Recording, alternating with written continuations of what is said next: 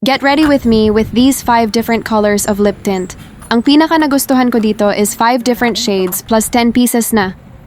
Napaka-easy niya lang dalhin kasi maliit lang siya, very compact. Ang gaganda pa ng kulay. Syempre bago ko lagyan ng lip tint, nilalagay ko muna ng lip liner para mas maganda yung shape ng lips. Depende naman yan sa taste nyo kung gusto nyo maglagay ng lip liner or hindi na kasi ako bet ko maglagay eh. After ko naman mag-lip liner dito na ako maglalagay ng lip tint. Syempre etong kulay yung gusto ko kaya eto yung ginamit ko, sobrang ganda niya mga bes.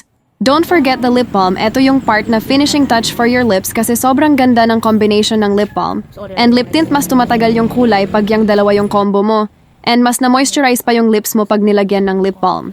Dito na rin pala ako kumuha sa lip tint para gamitin ko sa cheeks ko ang cute kasi ng mga shades niya. Ganito ko maglagay ng nilalagay ko muna sa malinis na kamay bago ilagay sa cheeks. Ang daming choices talagang pagpipilian kasi 10 kulay na yarn mga mare.